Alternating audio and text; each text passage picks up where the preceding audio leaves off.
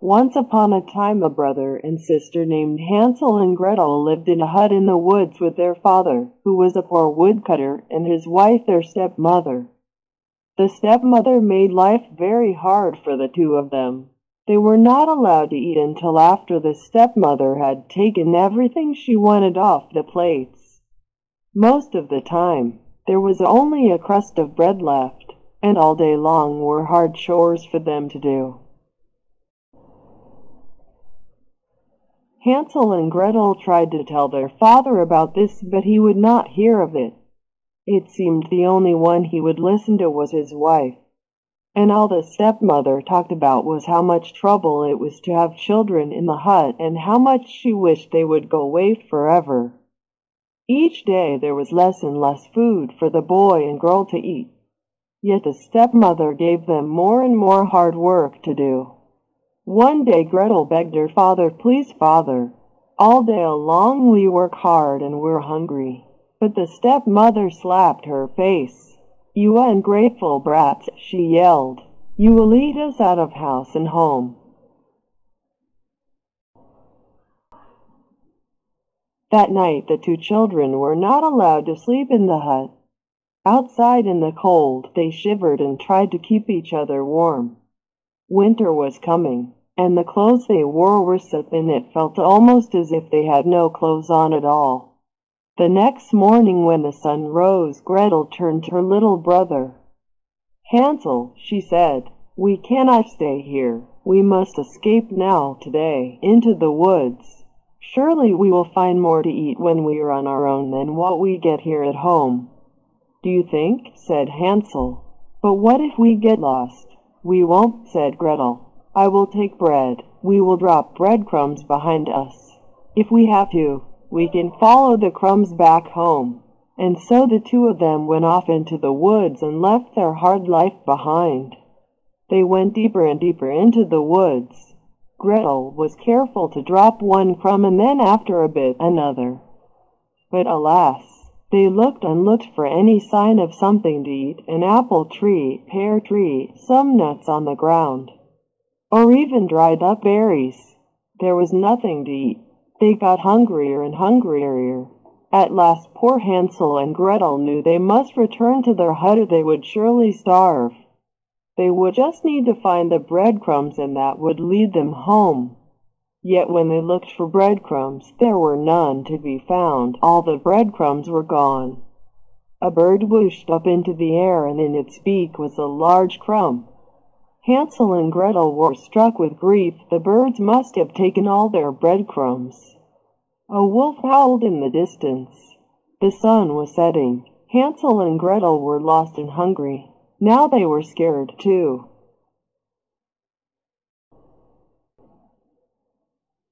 "Gretel," whispered Hansel in fear, "what will we do?"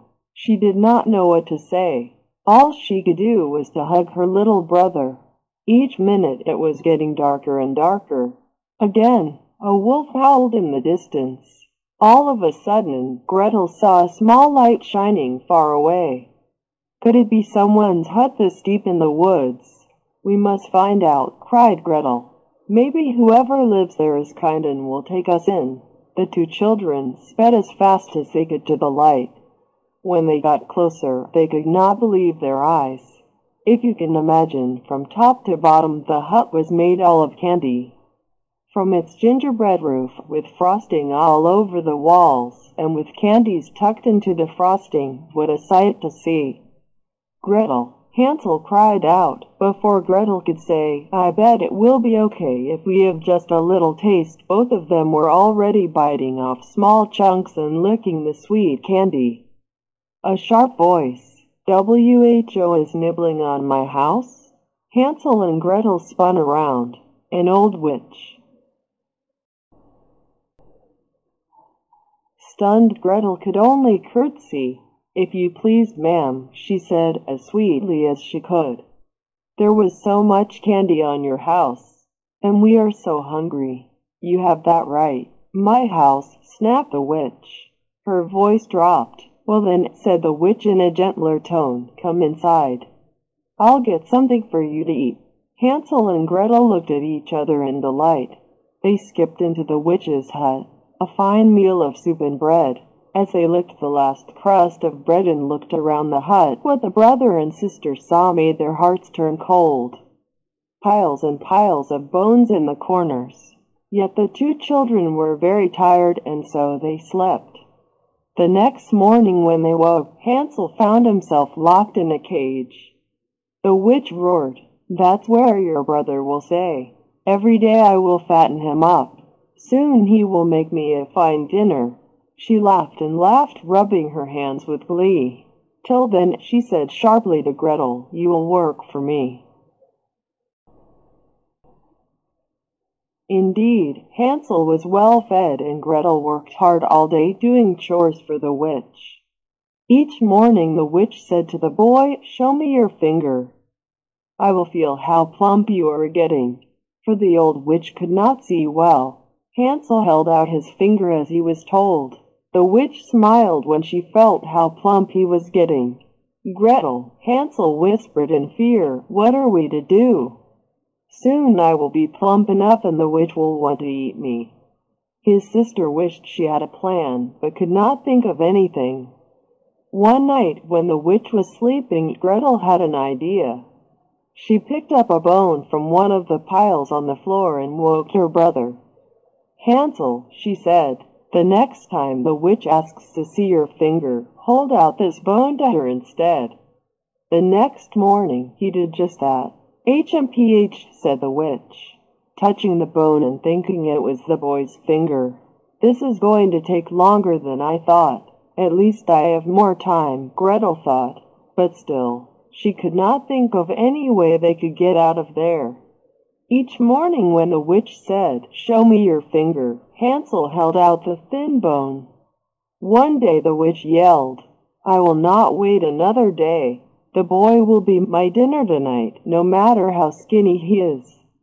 The witch ordered Gretel to start the fire in the oven at once. She must get it very hot. Gretel worked as slowly as she could. Why was the witch looking at her with such a sly smile? "Be a dear," said the witch with a slow grin.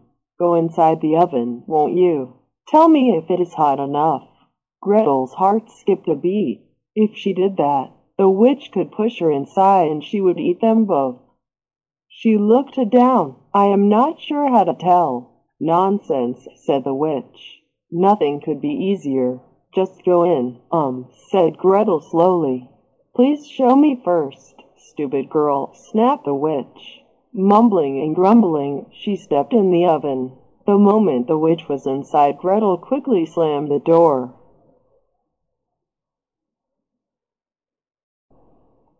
"Gretel," Hansel cried out, "you saved us." The sister tried to think fast. "Where is that key to your cage?" She looked and looked. At last she found it at the bottom of a vase. She freed her brother from the cage right away. Then she went back to that vase. For what had she felt under the key? Why, the vase had precious jewels inside. With their pockets filled with the jewels, they ran outside as fast as they could. In the daylight they soon found a small path and followed it. It led to a wider path, and that path led to a road. They waited by the roadside, hoping someone would ride by. When a horseman trotted up, Hansel and Gretel waved their hands. When the horseman stopped, the children offered one of the small jewels, and the horseman was happy to give them a ride home.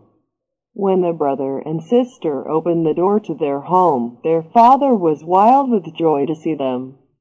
He had worried and looked for them night and day since they had vanished. They learned their stepmother died very soon after they left. For many years to come, Hansel and Gretel lived very happily with their father in the hut in the woods.